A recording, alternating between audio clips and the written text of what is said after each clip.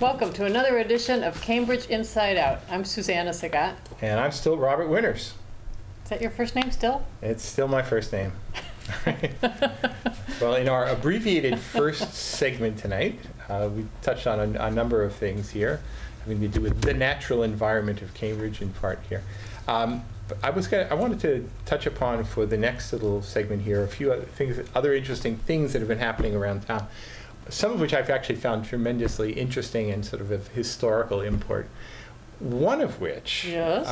And I'll sort of see if I can cue it up here. Well, let me just say it first, was that there was a meeting of the transportation, it's going to sound a little boring, but believe me, it's interesting.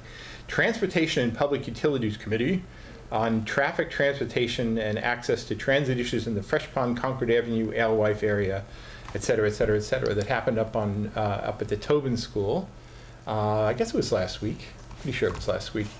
I missed it. There was too much traffic. Yeah, actually, it's actually one of the other. Oh, it's not that one? Yeah. We'll sort of do it. Now what? We just sort of go back to the first tab over there. First tab. Oh, this one? First tab. No, first tab. Right there. There we go. All right. Anyway, with the this is the technology issue. So let me just sort of give you a little bit of the background. So there were a lot of people, for good reasons and bad, were very, very upset about traffic issues in around Fresh Pond, Alewife Parkway.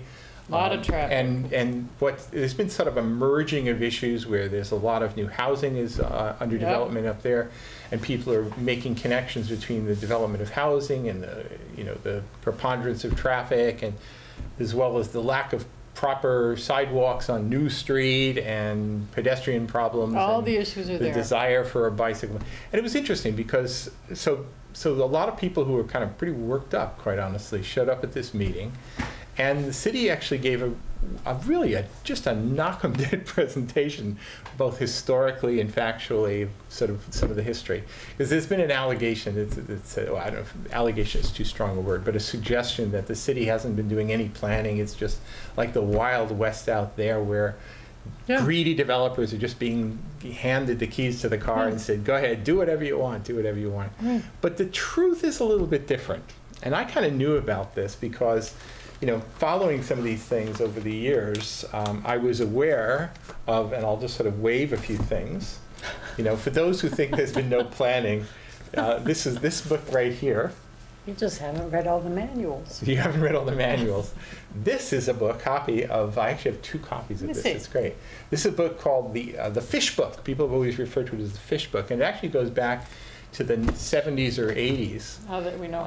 And it was, it was sort of the planning document for the Alewife part of town. The Alewife Urban Design Study on Alewife. Those are pictures of alewives actually on the cover. So people. Is that what that is? Yeah, and that's why everybody ever since it came out has referred to it simply as the Fish Book. So it's sort of like, this is like cryptic city planning type stuff. Oh, just look it up in a Fish Book, and it had a lot of great ideas in it. Some of which. Just want to show people really quickly.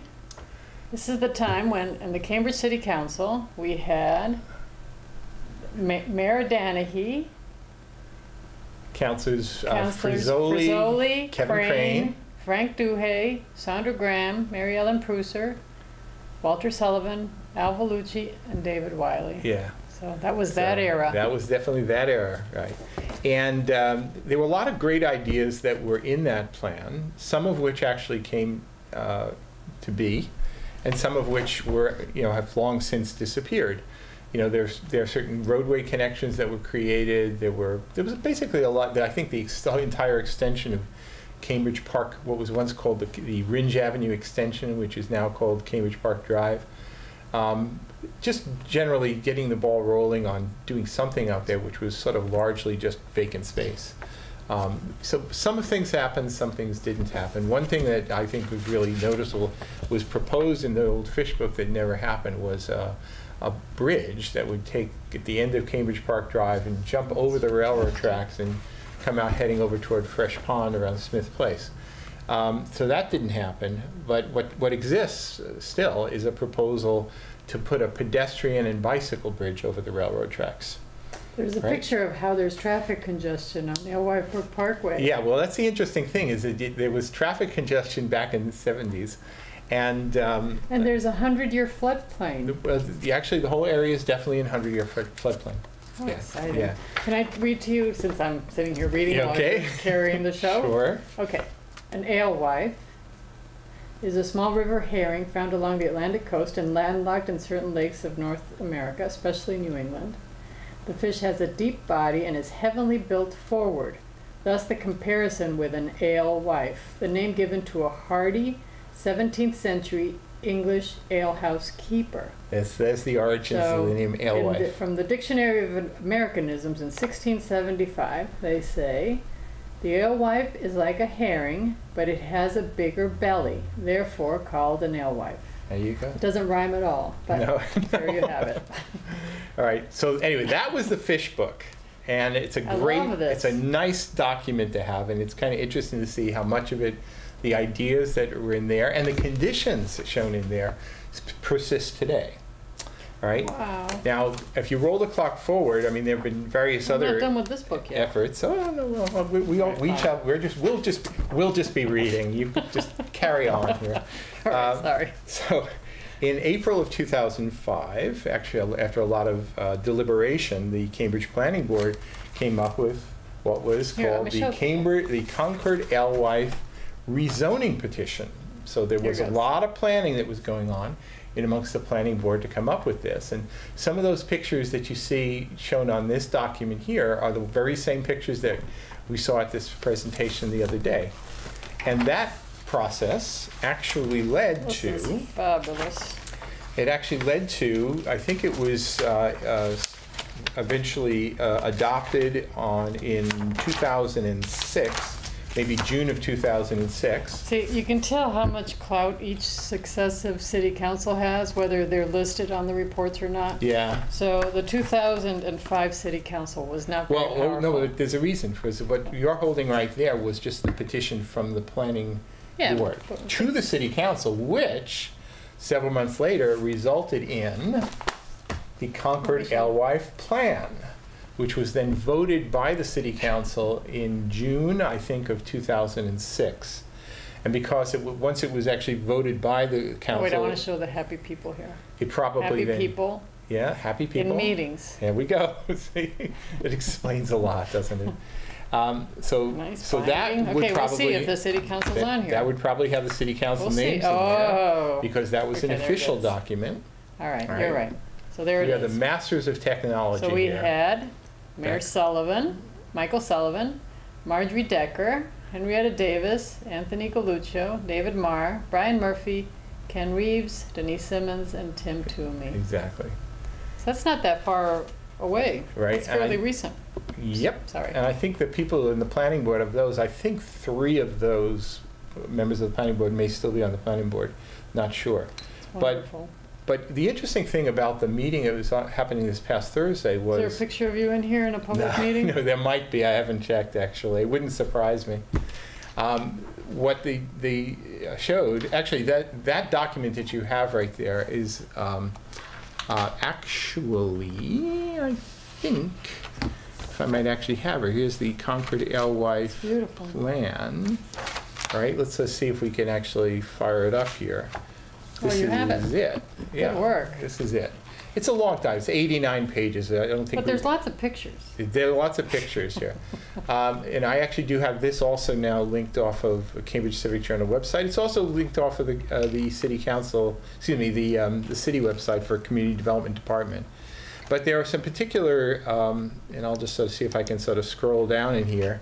I think I wrote down a few particular pages. Maybe it was like, pardon me if I go at rocket speed here. No, that's good. But there were some images. I should probably just punch in the number, but What do you need? What page? I was just going to go to page 34, I think was the one I was looking for, under the recommendations. Here we go. I guess we're kind of existing zoning. You're 34. Plan right over This here. one. Okay, yeah, so I've just got to sort of show a few particular items around here. So first off, let me just say a couple of quick things. One is that it was interesting, in spite of all of the concern about traffic in there, Susan Clippinger, who's the Director of Traffic, Parking, and Transportation, presented at this meeting and said, and I quote, and this is actually there was a very good Cambridge Chronicle write-up of the meeting by new reporter Sarah, I think it's pronounced Feijo, F-E-I-J-O. Really a good, solid bit of reporting, purely factual, nothing inflammatory, just the facts. And what Sue Clippinger said, the average daily traffic in the area is not growing. It has really flattened out, and in some cases it's even dropping. Right. And if you look at the photos, the cars are smaller. That may be a piece of it too. Yeah. Right. So sometimes perception can sort of dominate reality. Yeah. There are some real issues. I think the people who are irate about Well, it was New bad Street, then, because it's it was bad bad now. then. Absolutely. But some of the concerns about New Street, where there really is, it was not planned as a real street for residences, but there are residential developments happening along it now, and there'll be more to come. It doesn't have proper sidewalks, inadequate width in certain places. It's not well designed. So people who are with the Fresh Pond group who are very concerned about that, they've got a good case about that, and the city's is responding to that. So there are plans to actually sort of improve upon it. But well, here's an understatement. Yeah. We're talking about the Fresh Pond Shopping Center, which is lovely. And it says, despite its proximity to Alewife Station, the area is currently more auto-oriented, fronted Yes. by a large surface parking lot. Absolutely true. Can you even think of going to the Alewife Station from there without having to climb that hill illegally and well, no, it's not yourself that hard. over? I mean, the thing is, you don't have to climb the hill. You can just sort of go right where the traffic light is and then just get onto the bridge, walk over the bridge. It's just a little longer. The reason why people walk up the hill, it's a shortcut, but they don't have to. And a lot of people That's certainly good planning. don't. If you're pushing a baby carriage, believe me, you're not pushing them up the hill with a baby carriage, right? But you can get it over here. There's a picture in the plan there showing what you can access in a 10-minute walking radius, and it's actually really quite broad. But one of the things that I found interesting, other than just sort of saying that, well, actually there was a 19% increase in transit use in the area. Biking has tripled in the last decade. But residents say traffic congestion is still a problem. I Yes. suspect it's certain intersections that don't work well that are really the cause of this. And also a lot of trucks trying to use Concord Avenue as a sort of a route now. Well, and the That's a people real try problem. to use it as a way to commute onto Route 2 and get out of the city, right? Mhm. Come into the city and get out of the city. Rush hour is terrible. That's right. Yeah. You know, actually, when I'm coming in from the west, that's what I'll do, is I'll hop on the Concord Right. Avenue, and I'm not taking Parkway, I'm just taking Concord Avenue. You're It part of seems the to work. problem. I am part of the problem. I confess I am part of the problem.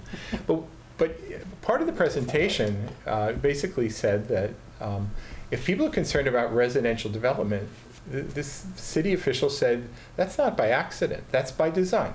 The thing is that it had the natural development for commercial development occurred under the previous plan prior to the 2006 approved rezoning, there would have been a lot more commercial development, which would have been a much greater traffic generator. Of course. Every planner worth their salt knows that residential development only generates a fraction of the traffic that commercial development produces. So making the switch to promote and encourage residential development in the area, even if there are some inadequacies to the roadway, is still better, comparatively speaking, to having allowed the kind of commercial growth that would have otherwise occurred. So it was a big improvement. But even in the plan then, and even in earlier studies, there were proposals which have not yet been put into place, which would really help things quite a bit. One of the more interesting ones that I found particularly interesting, and I should have remembered That they're going this. to do? I think it's definitely, these are some that are achievable, and I think that and I'll sort of switch to this little image right over here. They have listed as they're under priority infrastructure. One of the things they have, I'm sort of highlighting here in red, is there's a feeling in this area that they refer to as the quadrangle, which is bordered by the Parkway, Concord Avenue, just north of Fresh Pond, heading over toward Belmont, and then sort of wedged in on the north by the railroad tracks. There's a real serious lack of internal roads. So one of the proposals that is made for this here actually calls for, if you could look right over here, around where the Fresh Pond Shopping Center is to actually have a connection where you can sort of go off right in there, and without going through the rotaries even, you can just enter, access, get in and get out. Wait, how do you do that? Do that again? You can do this from over here, right where So this is the traffic light is at the. There's actually the little underpass where you can kind of come out from the shopping center, come out the other side, and then you just have to come out to the parkway. You have no choice. So they want to basically open up another road so you can actually go right in here to the quadrangle and do that. Now, one of the things that's not shown on this, I don't think it's shown on this. You want to show it here on this one? No, I think it actually works a little bit better in here. So they're sort of showing some of the potential roadways in there. Oh, you can do that. Do you want to try your little document cam? Here goes. So, yeah, that actually looks pretty good. Is just this. They want to basically create an internal road network within the area, which would give some access to it. Now, one of the things that you barely can make out in here, but there's actually just sort of heading north-south, there's a little bit of a bridge. It's sort of penciled in. I couldn't even quite put the colors of it.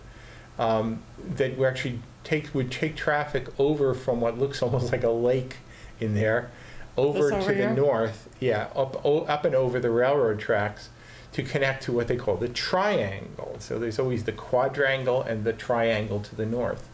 The triangle is where the Cambridge Park Drive kind of dead ends in there. And there's right now a significant amount of housing being developed in the triangle. But it's essentially an elaborate cul-de-sac right now. Right? Traffic can go in, come out here, but your only way in and out is pretty much by going through that bottleneck close to the LYT station.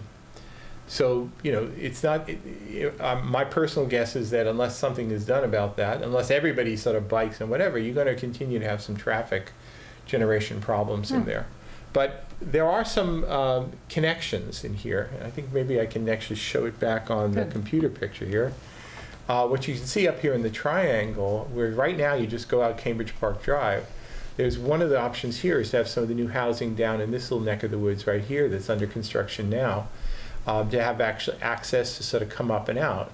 Unfortunately, you can't, the only way you can get out to Route 2 if you wanted to head out is you sort of have to go up and around and under and over and whatever.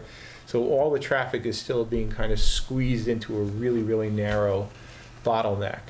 But anyway, I did sort of find it interesting that there's, for those who think that nobody in the city is actually making any efforts to kind of make things better, I think that's not an accurate statement. There's actually quite a lot of effort going into trying to make this into a better place. One thing I think is true, though, is that the Freshbound Shopping Center is the city doesn't have any control over that. So if they wanted to pull the pedestrian connection from the shopping center up over the railroad tracks heading toward the T station, they really can't force it yet. You have to get a little more cooperation from the owners of the shopping center. In an ideal world, they would actually take the shopping center and redesign it, cut some breaks through it. Maybe actually even have some residences sort of ringing the edges of it here so that it actually felt more like a neighborhood rather than a completely auto-centric thing. I do find this very interesting, though. Anyway, another thing that I thought was really interesting, nobody else will find this interesting, but down in the eastern part of the city, there was something called the Charles River, oh goodness, what's it called? It's a traffic demand, whatever. Anyway, it's a entity put together by a guy named Jim Gascoigne, which actually runs shuttle buses and helps coordinate alternate traffic opportunities for part of that other Kendall Square, heading east, Kendall and the whole vicinity here. So whenever a new development comes into that area, they pretty much have to sign on the dotted line and say, we are going to cooperate and work with this agency here in order to promote and provide alternative transportation. There has been no such thing up around Alewife. So it's basically you either walk to the T or you drive on the parkway, and just having things like shuttles and whatever just hasn't existed. So one of the things that was announced this past Thursday was that the city is actually establishing what they're calling an Alewife Transportation Management Association. That'll actually come, it'll be up and running by this fall. Who is that?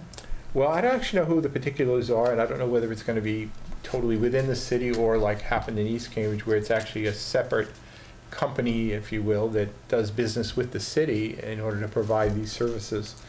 But that's actually what's planned. They're also planning to add a portion of a lane to the intersections of Route 2 and Route 16, which is where one of the bottlenecks are. So this is from the state. So the state is actually finally getting into the act here to actually provide a little bit of relief, so that that intersection could work a little bit better. Personally, I wish it was still like, the big crazy rotary that used to be up there. Yeah. I thought that worked so much better than what they have there now. I think that'll promote more traffic, frankly. Well, I think the biggest problem People right have tried there. to avoid it right now. Well, one thing Sue Clippinger said at this meeting last week is that that she often dreams that she could just remove a few lanes from Route 2, so that it actually regulates how much traffic comes in on Route 2, and then floods the Al Westbrook Parkway and Route 16 heading north, the Freshpond Parkway and Al Westbrook Parkway, actually. The problem is you've got this mega highway coming in, and then it just terminates, and the local traffic network has to accept all that traffic, and it's just not easy to do. Right. So anyway, I found that to be quite an interesting meeting. It'd be really nice if they could actually. How did it end? I couldn't stay to the end, to the bitter end. I got to see most of the really good part of the presentation, but then I had to be someplace else. So, such is life. But there's also, there is some promise that a commuter rail station around Alewife could appear. People have sort of floated that idea for years. I've seen it in that study. I've seen it in previous studies. But for the first time ever, I'm actually hearing people in the city saying, want that? Well, yeah. I think with all the residences that are appearing in there now, plus all the commercial activity that has existed there, it's still there. It actually could be a pretty good thing.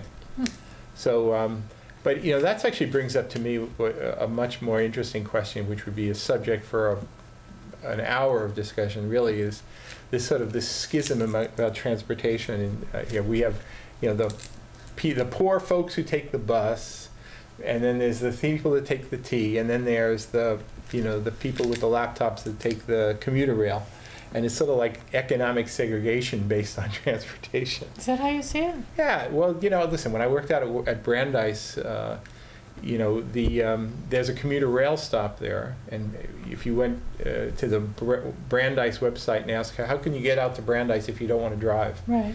And they say, you've got to go to Porter Square and pick up the commuter rail and take it out to the Roberts station. That'll get you there. No mention of the fact that the 70 bus from Central Square takes you right there too, at a fraction of the cost and much greater frequency. But it wasn't even mentioned because that's the bus. But another schism, theory. I think that in an ideal world, again, maybe because I came out of New York City originally, there are some of the commuter lines that should be absorbed and be more rapid transit lines. They go to places, you can kind of extend the reach of the city a little bit better by absorbing some of those lines into the T. So various versions of a purple line, but, I think there actually is at least one proposal for what they're calling it's the red line, green line, they want to call it the Indigo Line, that would actually use what's currently part of commuter rail. I think that'd be kind of great. And ideally, that's what I would love to see up at Alewife T Station there. Anyway, there's a lot of bicycle infrastructure that's also that's already up there. Anybody who hasn't enjoyed some of the bike paths that all terminate around the Alewife T Station, you should really get up there on a bike. It's actually it's a lot of fun, actually. Those of us in Central Square, we don't have nearly as much fun as the folks up there with paths. So.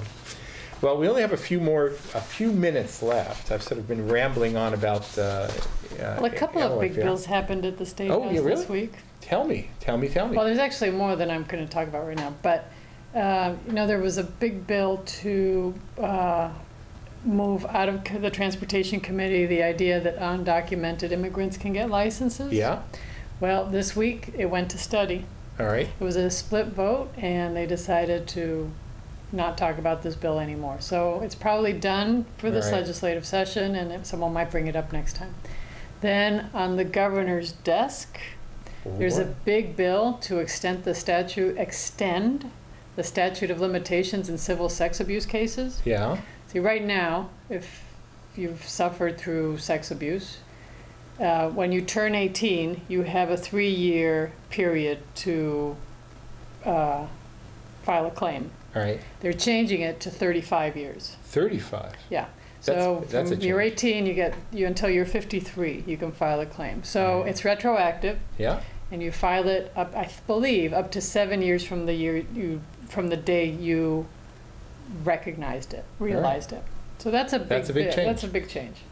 The minimum wage bill is definitely the minimum wage issue is definitely not going to be on the ballot. The Because legislature they passed it. resolved it. Yep, they resolved it. $11. So by the year 2017, All right. minimum wage will be $11. This and is actually the highest in the country now, right? today, Yeah, it will be. $1 a year. And then if you get tips, instead of your minimum wage now is $2.63 an hour, and it's going up to $3.75 All right. by 2017. And then there's I know the transgender bill, but I didn't get a chance to read that. That's coming up too. And the last day of formal sessions is July 31st.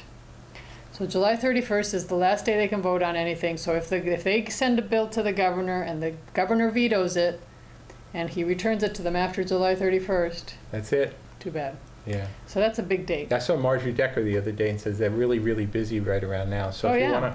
you want to invite Marjorie over for a party or something, you just have to wait till after July 31st. Oh, you can just call her. And the other big date is January 6th, which is the last day of the session and the And it's first day of the Epiphany. new session. All right. And it's Epiphany. All right. And on that note, I guess I think that's it. we'll have to see you in another week on Cambridge Inside Out. Bye.